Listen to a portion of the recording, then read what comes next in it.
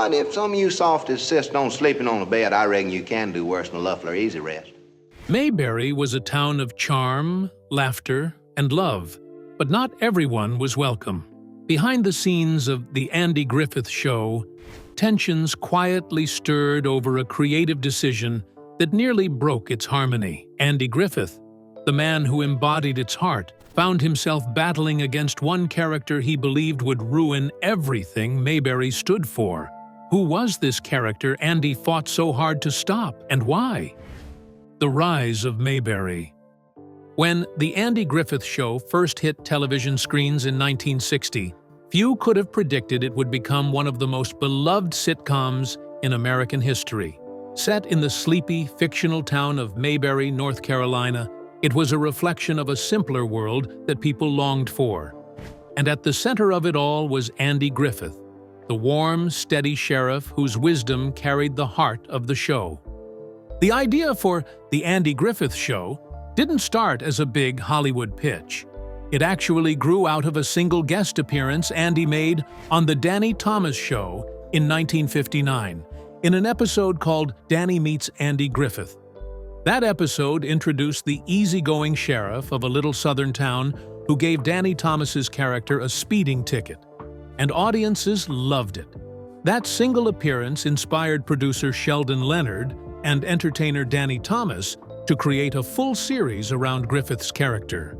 CBS officially premiered The Andy Griffith Show on October 3, 1960, and it quickly found its rhythm and never looked back.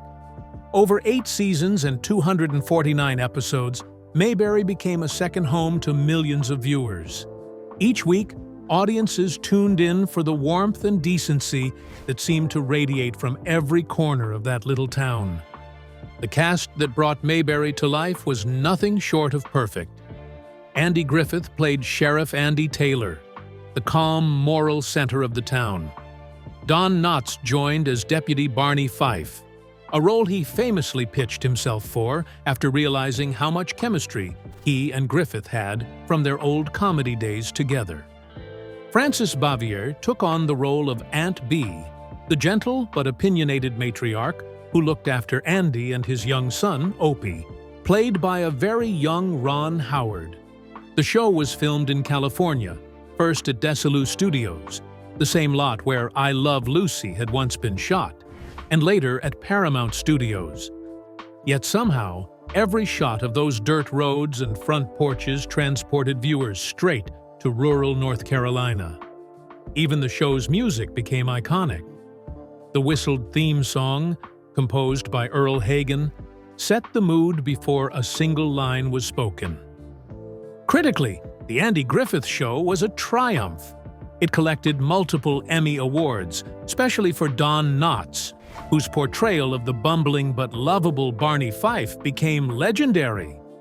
More impressively, the show maintained one of the most consistent track records in television history.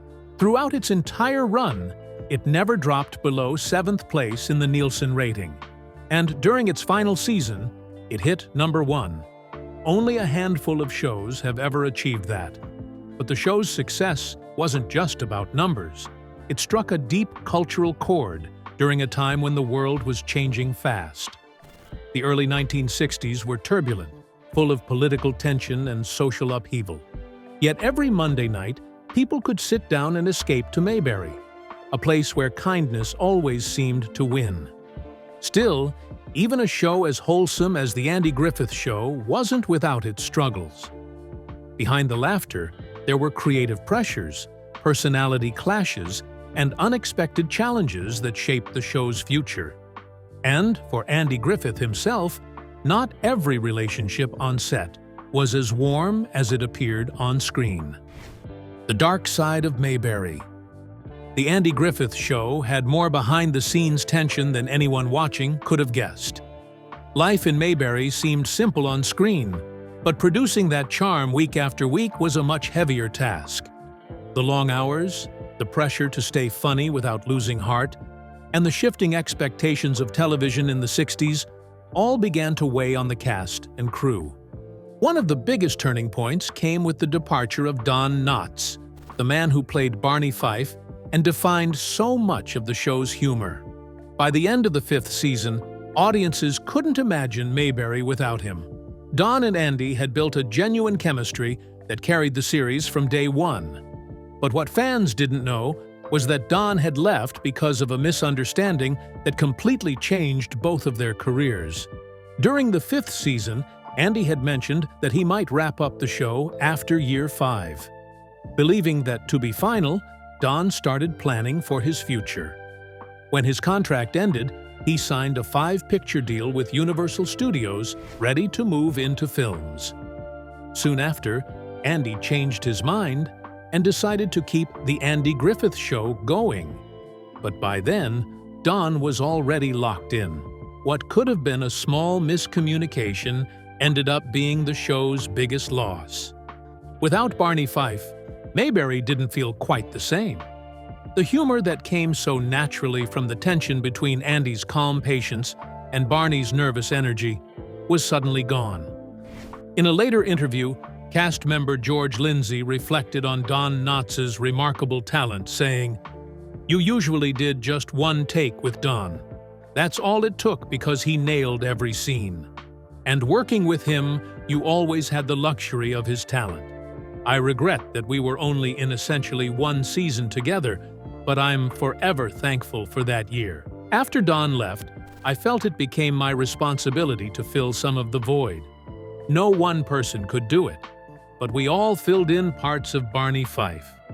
The producers tried to fill the gap quickly by introducing a new deputy, Warren Ferguson, played by comedian Jack Burns. It seemed like a reasonable move. Burns was funny, experienced, and willing to step into big shoes. But fans never warmed up to him. The chemistry wasn't there, and his character felt forced in a world that had always felt natural.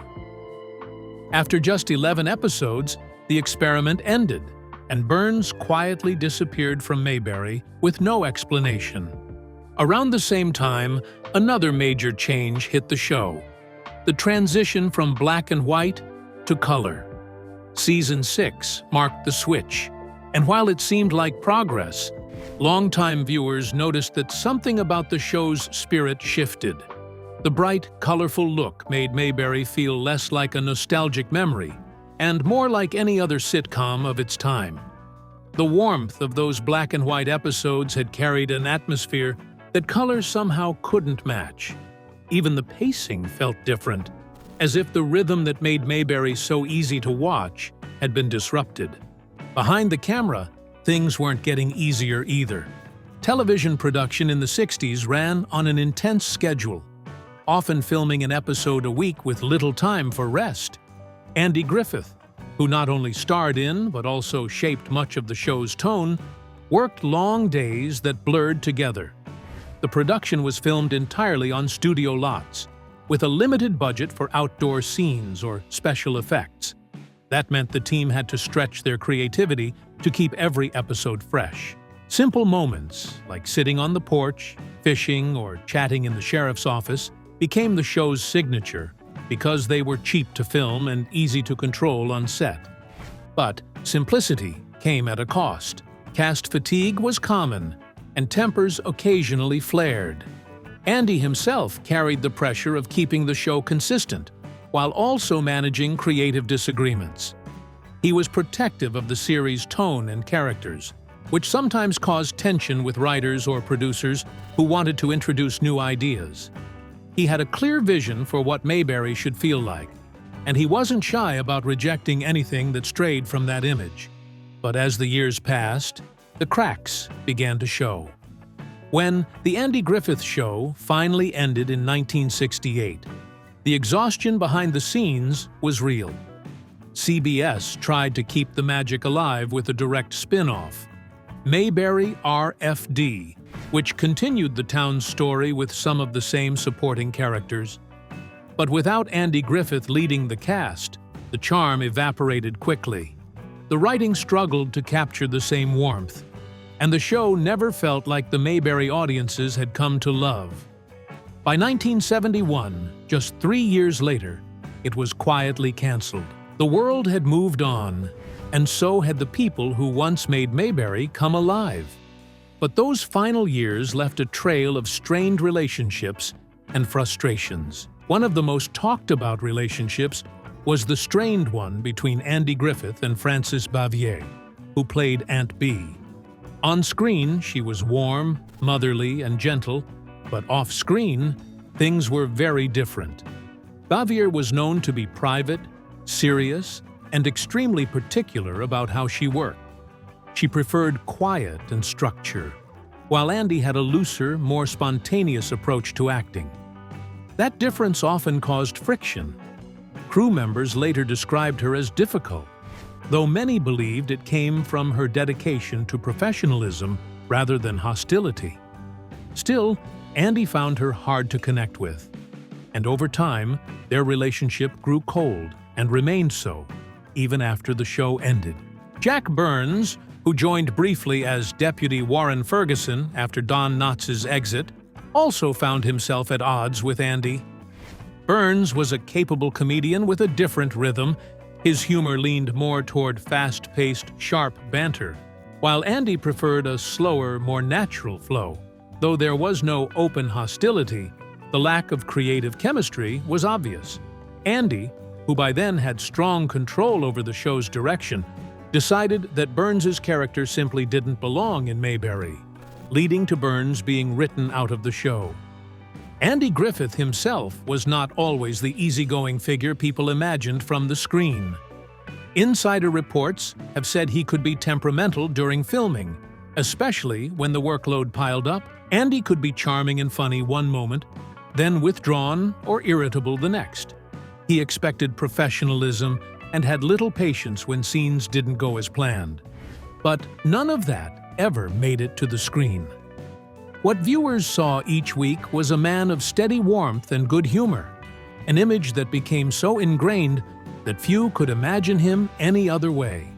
Yet behind that calm presence was an actor dealing with exhaustion, stress, and a growing disconnect from the world around him.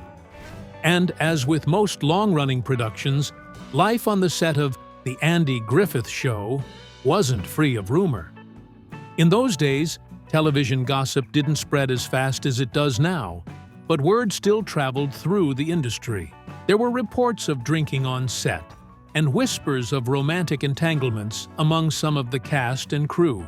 Nothing ever reached the level of scandal that could hurt the show's reputation, but the contrast between the show's family-friendly image and the adult realities behind it gave rise to years of speculation.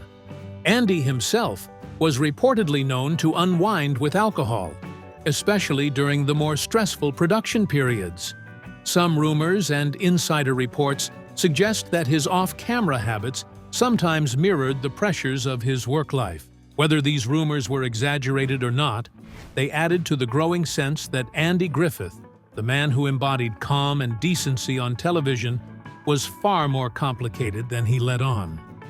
The entire cast had to maintain a spotless public image because of how tightly the show's brand was tied to small-town morality.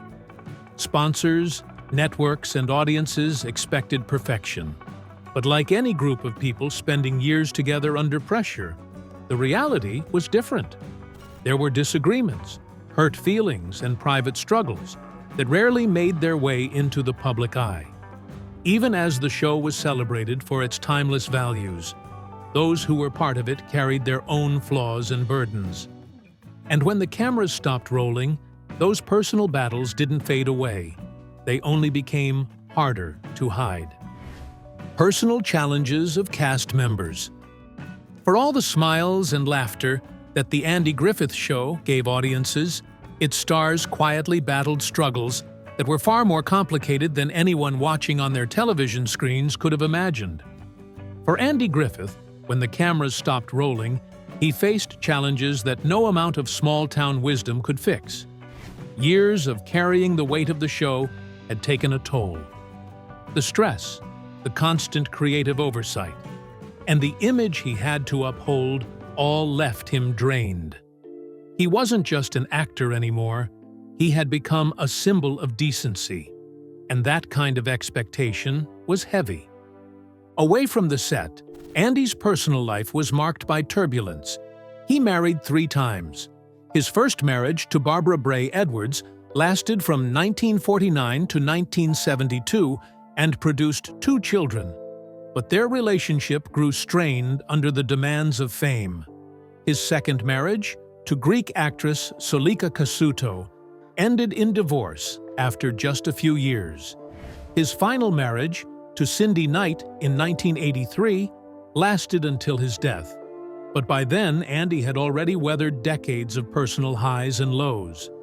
He also faced health problems, including nervous exhaustion and later serious heart issues that shadowed him into his later years. Despite everything, Andy remained proud of his work. He never stopped loving The Andy Griffith Show, but the success that once felt like a blessing had also become a burden and a reminder of the person everyone thought he was, rather than the man he truly was. Don Knotts, meanwhile, left Mayberry as one of television's most beloved comic actors. His role as Barney Fife made him an icon, but behind the laughter was someone deeply unsure of himself. Don had battled anxiety and depression since childhood. Growing up in West Virginia, he came from a difficult family background and often felt unwanted and overlooked. Acting became his way of escaping, and humor was how he coped. Even with fame, those insecurities never disappeared. After leaving The Andy Griffith Show, Don went on to make successful films like The Incredible Mr. Limpet and The Ghost and Mr. Chicken, yet he often doubted his own talent, worried that audiences would only ever see him as Barney Fife. The shift from television stardom to movie work was hard, and Don struggled to find the same kind of connection he'd had with Andy. Though the two remained close friends for life, Don once admitted that leaving Mayberry felt like stepping away from the safest place he'd ever known. Later in life, Don spoke openly about his battles with anxiety and how he had used comedy to hide it. Despite his success, he never truly saw himself as a leading man. He was always the sidekick, the nervous laugh, and the underdog. But that vulnerability was exactly what made audiences love him. Frances Bavier, who played Aunt Bee, lived a life that mirrored her character in ways she probably never intended. After the show ended, she retired to her quiet home in Siler City, North Carolina, where she lived alone, surrounded by her cats and the memories of her long career. She rarely appeared in public and often refused interviews, preferring solitude over social life. In her later years, Frances expressed regret over how she had treated some of her castmates, especially Andy Griffith. She admitted that her own pride and intensity had made her difficult to work with. Though she and Andy eventually made peace, the isolation she chose in her retirement reflected both her personality and her desire to leave the past undisturbed. She died in 1989, remembered fondly by fans who never knew the sadness that filled her final years. Ron Howard, the show's youngest star, had his own challenges, though of a different kind. As Opie Taylor, he became America's favorite child actor. But growing up under that spotlight wasn't easy. From a young age, Ron was under constant pressure to perform. While most kids were going to school or playing with friends, he was memorizing scripts and adjusting to adult work schedules. His parents, who were both in the entertainment business, helped keep him grounded, but the expectation to stay perfect in the public eye was always there. As he grew older, Ron faced the difficult transition that nearly every child actor fears, moving from the cute kid role to an adult career. But unlike many, he managed it brilliantly. His passion for storytelling led him behind the camera, and he went on to become one of Hollywood's most respected directors, with films like Apollo 13 and A Beautiful Mind. Yet even years later, he spoke warmly about The Andy Griffith Show, crediting Andy as one of the most influential mentors of his life. Jack Burns had a far rougher experience. When he stepped into the role of Deputy Warren Ferguson After Don Knotts' departure, it was a nearly impossible job. Fans immediately compared him to Don, and the reaction was brutal, leading to him being let go after just 11 episodes. That short stint followed him throughout his career, and though he went on to do other work in writing, voice acting, and stand-up, he never reached the same level of recognition again. The experience hurt him deeply. He was a talented comedian, but being seen as the man who couldn't replace Barney Fife was a label he could never shake. It was an unfortunate reminder of how unforgiving television could be, even for the most capable performers. Each member of the Andy Griffith Show family carried their own struggles, and for Andy Griffith, one character in particular got under his skin in a way no one else could. The character he hated. There was one creative decision that nearly derailed the harmony between Andy Griffith and his producers, and it was the introduction of a character Andy could not stand. But it wasn't because of the actor, or even the man himself, but because of what that character represented. It began early in the series when producer Sheldon Leonard, who had helped bring the show to life, suggested that Mayberry needed a little more structure. In Leonard's mind, small-town politics were an important part of any Southern community. To give Andy Taylor's role as sheriff more balance, he proposed creating a boss figure, a mayor who would serve as Andy's superior, adding authority and tension to the otherwise easygoing town dynamic. But Andy Griffith hated the idea. He didn't just dislike it, he flat-out rejected it. In interviews years later, Andy was open about how strongly he opposed having a mayor in Mayberry. He once said, "The only fight Sheldon and I ever had in my whole acquaintanceship with him was over a story idea. He wanted to introduce a character that I knew wasn't going to work. And it didn't." Andy believed that the entire heart of the show depended on Sheriff Andy Taylor being the calm, respected leader of the community. Someone who people turned to for wisdom, not someone constantly being told what to do. In his view, introducing a mayor who bossed him around didn't just break the tone of the show, it undermined everything his character stood for.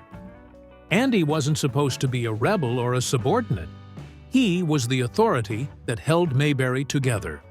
Andy said, "I told them before we started, this can't work because the mayor cannot be the boss of the sheriff. A sheriff is a county official. A mayor is just a little local town official." Sheldon Leonard, however, saw the potential for humor. A blustery, small-town mayor could bring a layer of bureaucratic comedy, someone to fuss about rules and regulations, while Andy solved problems with patience and common sense. The push and pull between these two visions created one of the few real creative conflicts in the show's history. Andy rarely argued with his producers, but this was one subject he wouldn't let go of easily. Eventually, Leonard's version made it to the screen with the introduction of Mayor Pike, played by veteran actor Dick Elliott. Elliott had been working in Hollywood for decades, appearing in over 200 films and television shows. He had a natural gift for playing loud, self-important characters, the kind who tried to sound powerful but always came off just a little ridiculous. This made him perfect for Mayberry's mayor. Mayor Pike first appeared in the early seasons, and from his very first scene, he embodied everything Andy had feared about the character. He was pompous and overbearing, often meddling in town matters and trying to assert his authority over Sheriff Taylor. The tension between them became a running gag. The mayor would bark orders or complain about Andy's laid-back style, and Andy would respond with patience, letting Pike's bluster deflate under its own weight. To audiences, the dynamic was funny. It gave Mayberry a hint of small-town politics without ever getting too serious. But to Andy Griffith, it felt wrong. He saw the humor as forced and unnecessary. The show worked best, he believed, when it focused on people, not on power struggles, and every time the mayor appeared, Andy felt his character's independence slipping further away. Still, Dick Elliott's performance was memorable. His version of Mayor Pike added a kind of comic friction that made Andy's calmness stand out even more. The contrast between the sheriff's gentle wisdom and the mayor's loud, fumbling attempts at authority became a small but recognizable part of early Mayberry. However, behind the scenes, Elliott's health was beginning to decline. Born on April 30th, 1886, he had been in the industry since the 1930s, and the demanding pace of television work in his 70s began to wear him down. His scenes were often kept short, partly to accommodate his health and partly because Andy still resisted giving the mayor much screen time. During the show's second season, Elliott's condition worsened, and he passed away on December 22, 1961, before the year was out. His death led to the removal of Mayor Pike from the series, with no on-screen farewell or explanation to the audience. The character simply stopped appearing, and in many ways, it was exactly what Andy Griffith had wanted from the start. After the passing of Dick Elliott, the producers of The Andy Griffith Show weren't quite ready to give up on the idea of a mayor.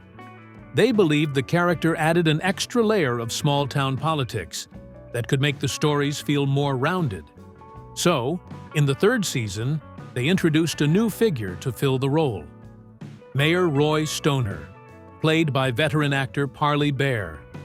Mayor Stoner made his debut in Season 3, Episode 3, titled Andy and the New Mayor. From the moment he appeared, it was clear that he was nothing like Mayor Pike. While Pike had been blustery and slightly comical, Stoner was sharp, serious, and bureaucratic. He was a rule follower through and through, a man obsessed with proper procedure and order. In nearly every scene, his tone and body language made it clear that he believed running a town should be about rules, not relationships. That attitude immediately clashed with Andy Taylor's easygoing style. Where Andy preferred to solve problems with patience and understanding, Mayor Stoner wanted everything done by the book. Their differences created plenty of friction. Scenes where Stoner demanded strict adherence to policy, and Andy quietly found ways to do what was right instead of what was written. On paper, it was supposed to be funny, but in practice, the chemistry felt stiff. Andy Griffith reportedly disliked the direction once again. He thought the show's best moments came from the warmth between characters, not from authority figures trying to control the town. Mayberry's magic, to him, lay in the absence of rigid power, a place where people worked things out with empathy, not paperwork. So every time Mayor Stoner appeared, Andy felt the tone shift into something that didn't belong. The audience seemed to agree. Viewers found Mayor Stoner's personality jarring compared to the laid-back rhythm they'd come to love. The tension didn't feel natural. It felt imposed. Letters to the network reflected mixed reactions. Some liked the extra structure, but most wanted the focus back on the familiar heart of the show: Andy, Barney, and the townspeople of Mayberry. Behind the scenes, the decision was made quietly. Mayor Stoner's appearances became fewer and fewer, and by the middle of the fourth season, he was gone without explanation. Once again, Andy Griffith's instincts had won out. He wanted Mayberry to remain a place without red tape, a world guided by human sense rather than official authority. As for Parley Baer, his career didn't end there. Long before The Andy Griffith Show, he had been one of the most recognizable voices in radio, known for his role as Chester in the original Gunsmoke broadcasts. After leaving Mayberry, he continued working steadily in television and film for decades, appearing in series like The Addams Family, The Waltons, and ER. He remained active in entertainment until his passing in 2002. Mayor Stoner may not have lasted long, but his brief time in Mayberry said a lot about Andy Griffith's control over the show's direction. It wasn't just about creative differences. It was about protecting the essence of a world he deeply believed in. In the end, The Andy Griffith Show became a portrait of values, patience, and small-town grace. Decades later, the town still feels alive, untouched by time, and forever safe in Andy's careful hands. Who was your favorite Mayberry character? Drop your answers in the comments section below. If you enjoyed this video, don't forget to click on the next video on your screen, like this video, and subscribe to our channel for more updates.